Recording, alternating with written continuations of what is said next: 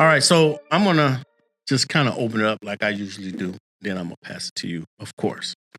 Okay, so to our friends, family, audience, from social media to everything else, welcome to the Reach Report. Clap, clap, clap, clap. Hopefully you Clap, hear Mr. you hear Clap. it sounds like we're at the Apollo. I wanted to say okay. This is the Reach Report, and now we have someone that's very special to us. Absolutely. When we thought about the Reach Report, we thought about her. Am I Yes. saying that right? I believe so. Yes, because she's the voice. she's the voice of Happen Art and several other companies. Yeah. Okay. But definitely just want to give this lady her space. And welcome to the Reach Report as our guest host of today, Cameron. Yay, thank you for having me.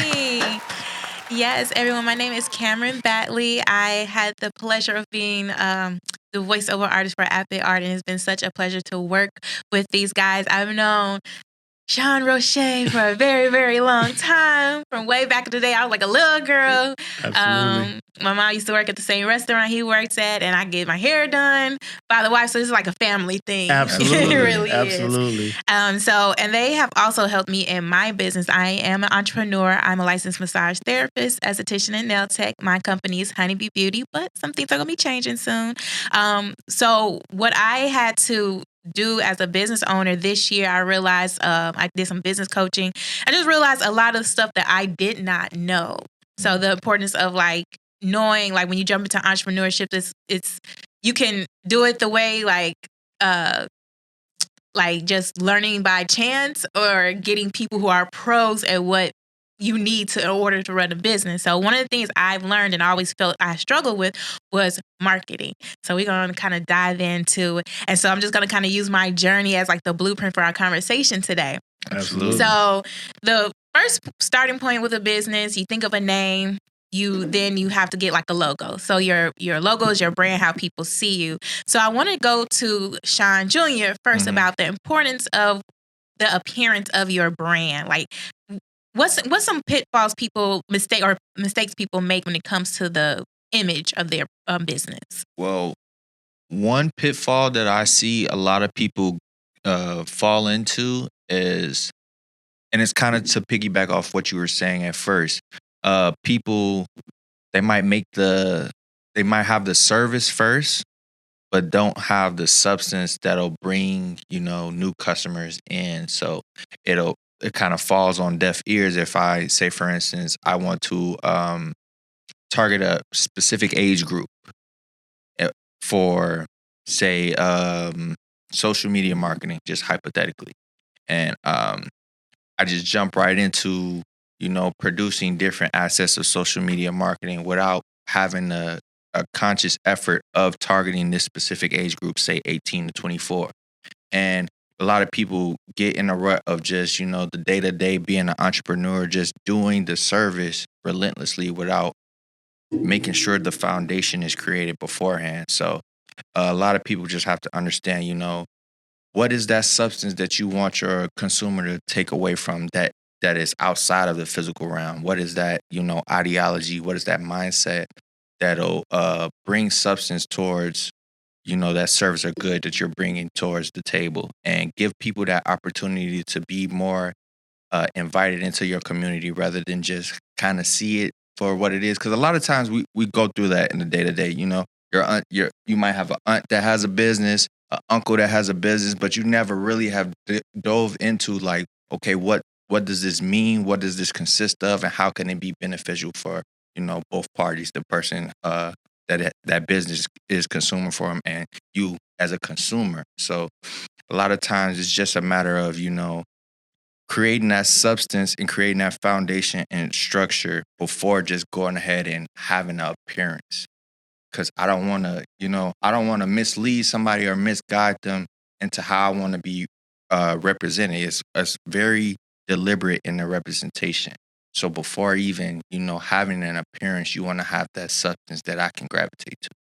Yeah, That was good. I It like that. was. I like that. I like that. and it's and I feel like when we talk about logos and branding, it's important. Something I've learned this year is to know who you are as a business owner. Exactly. What do you stand for? What service? What's your purpose?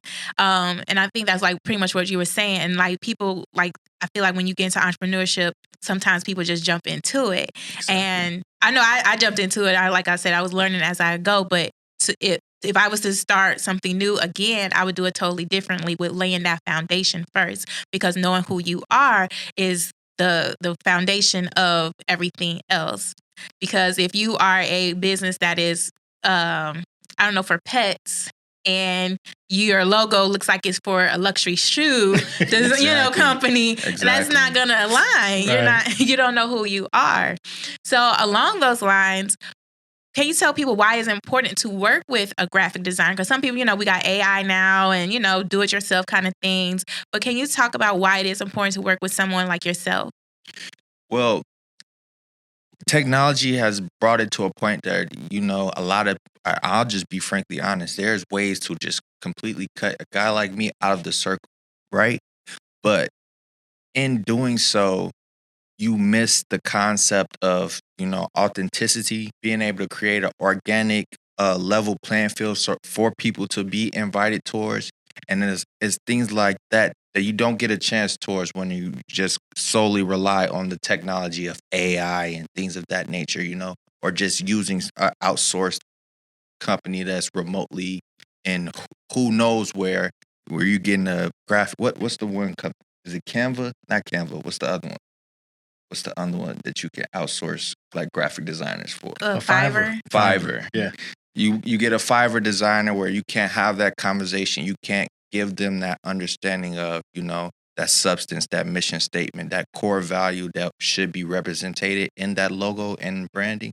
And then when you come to the end result, you're kind of like in a rut of how you're going to be represented, if it's going to be successful or if not, whether or not when you're in the hands of someone like myself, I put so much emphasis in, making sure that before we even touch pen to paper, before we open the laptop up, that it's a resound understanding from the designer to the person that's business they're going to be represented for, whether we know the mission statement, the core values, what you want to be represented to your targeted audience, and those different building blocks that'll create the foundation for your business to be successful.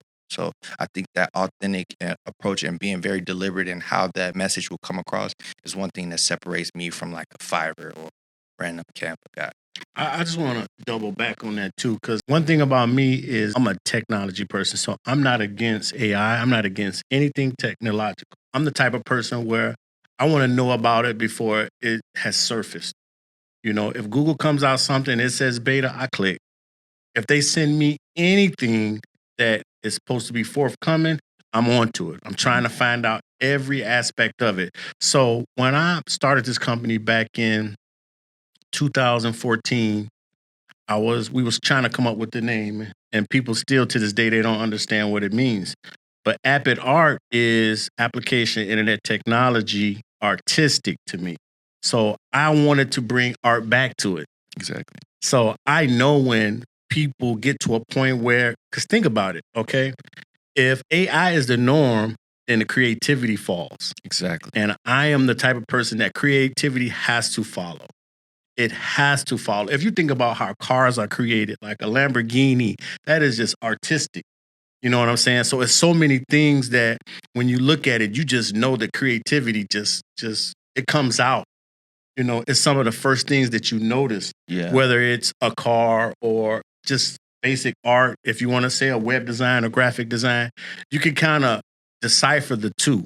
So for me, I feel like just with my eyes that I can see AI and then I can see artistic values and they're just totally separated. Yeah. I think it's going to become a point where it's going to be competitive, but you can just tell, man, when someone gets really creative, you can say that cannot be AI.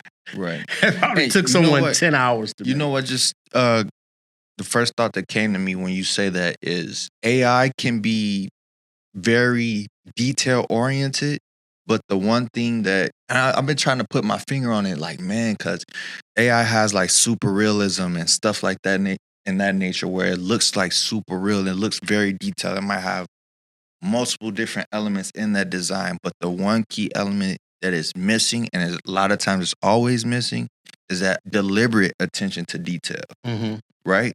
So it's detail oriented, but it's all over the place. It's not really telling you a story versus someone that can tell that story, which each layer of a detail makes you gravitate towards it more, and it tells a more detailed story that will, invite and properly market to those different communities. Yeah. No, I feel that.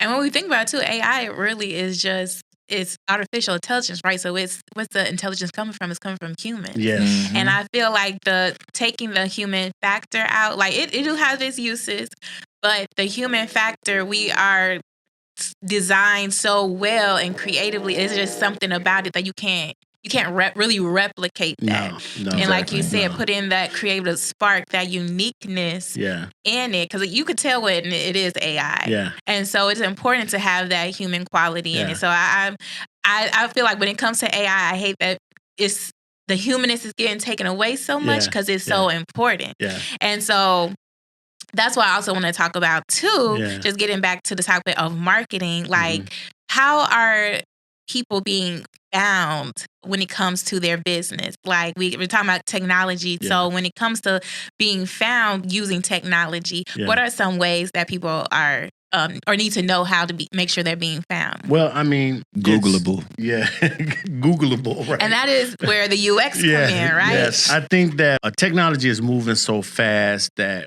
back in the day, they used to say SEO, buy this SEO package, buy this SEO script, put it in your website, and it's going to give you this. The browsers today, they're so advanced that they know how to eliminate those advantages from developers.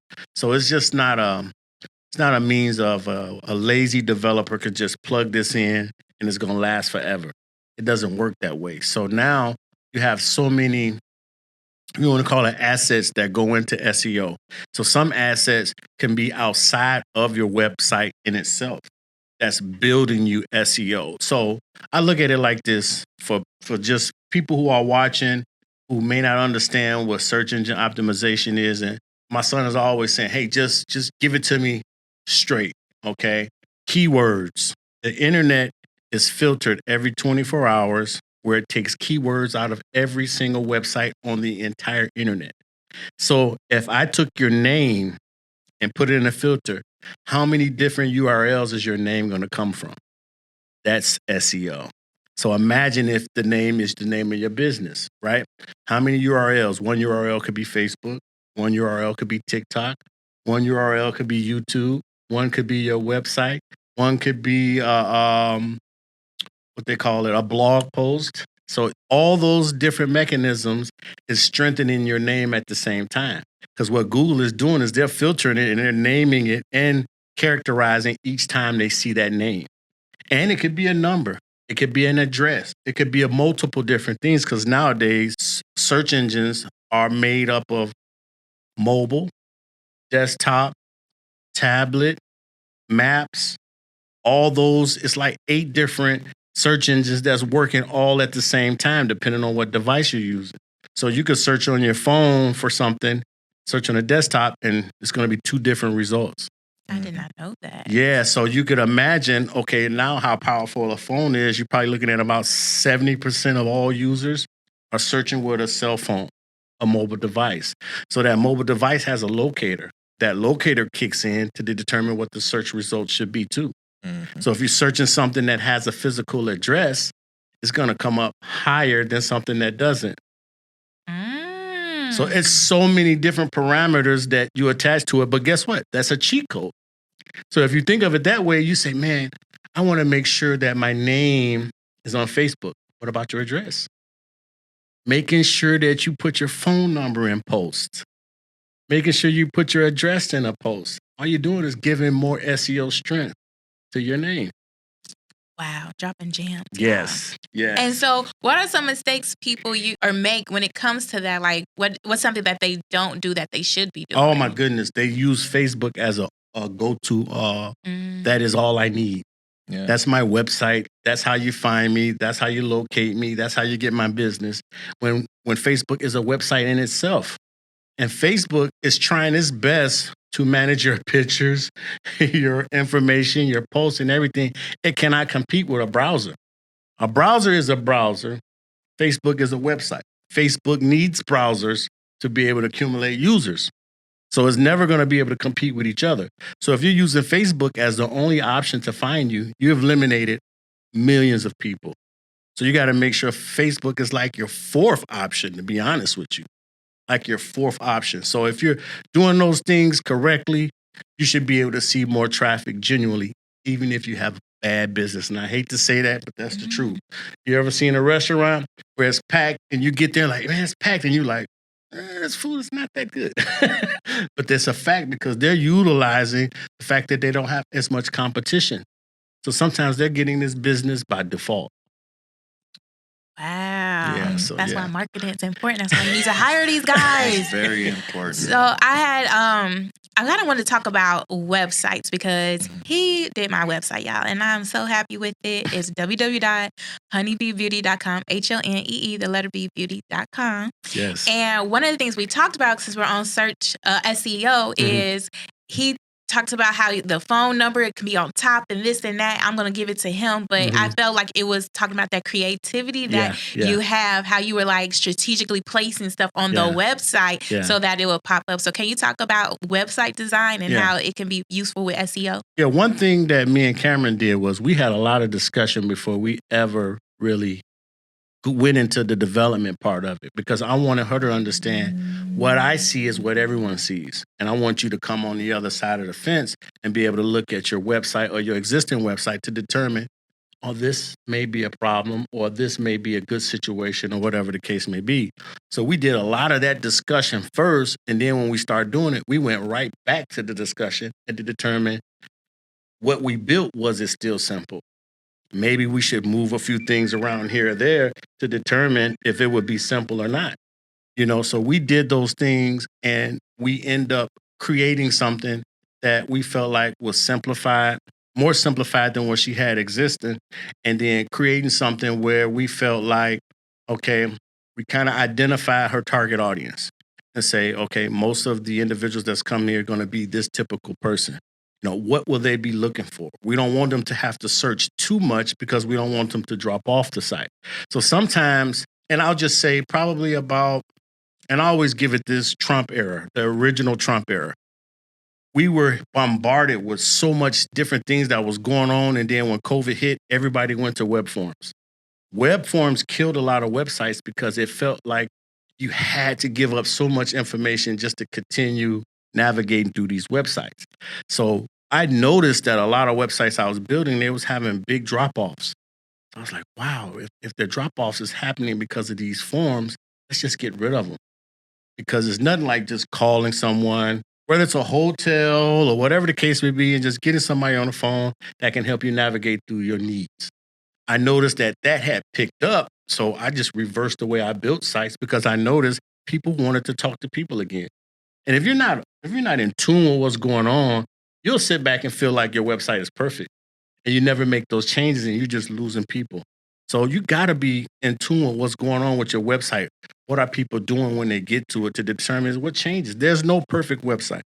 So it's always, you know, thinking about what could I change? What could I do differently to make it easy for people to navigate through it?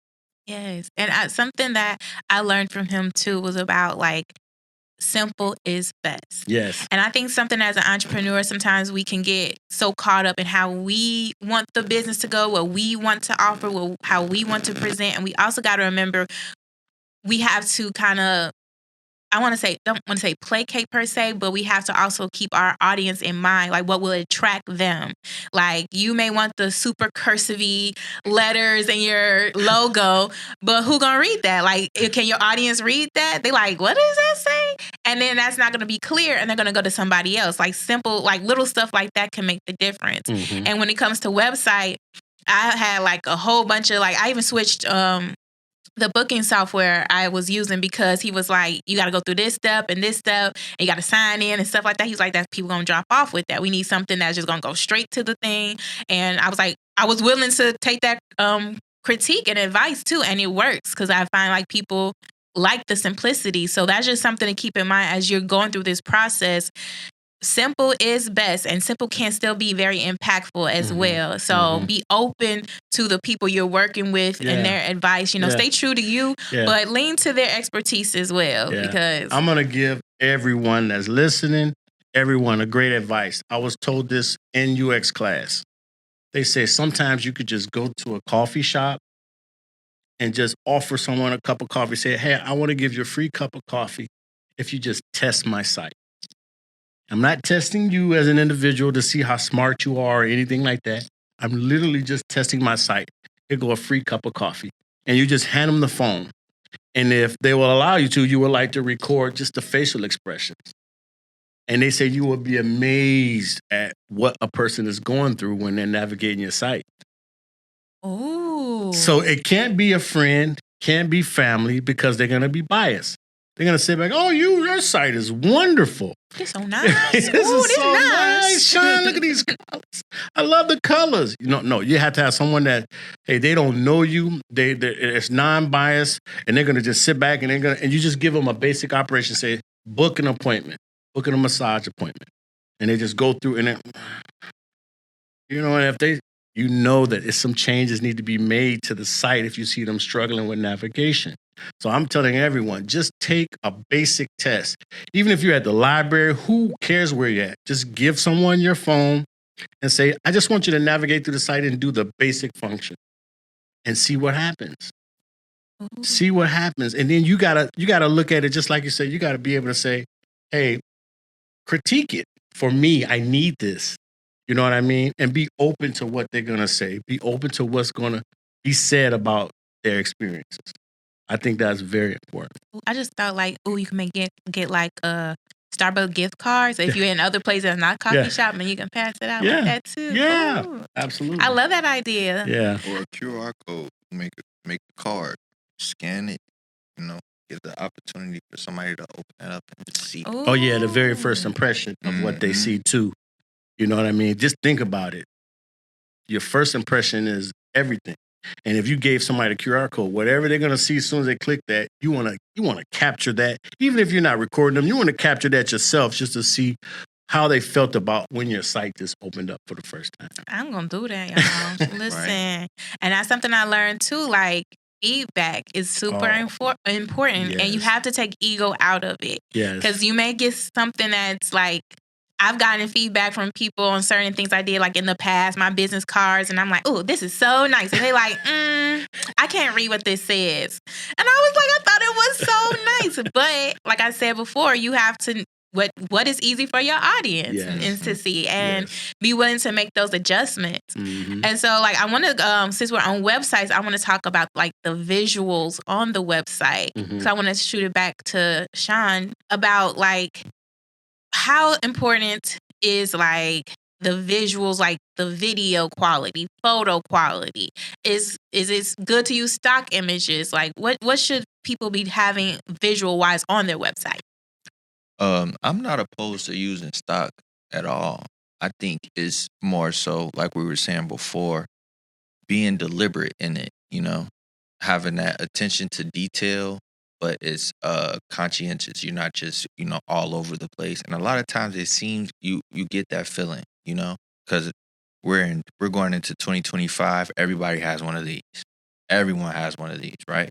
And a lot of times this is where our attention span is, So it's easy to be able to say, oh, let me make a quick video of this my product, y'all, and think that's going to suffice. When in actuality, and this is funny. I'm not gonna go too far into this tangent, but I heard my mother say this not too long ago, and I was at the shop getting my hair done. Shout out HD2. I threw y'all in there. But I was at the shop, and she was basically explaining that some people, as far as entrepreneurs, they get deterred based on the internet and like what the internet can do. And instantly, I started to think like, man, some people just don't know that. rather than to be afraid of the possibility on the internet, you should more be excited and motivated, because in retrospect, it has given the opportunity for the big wigs and the smaller entrepreneurs.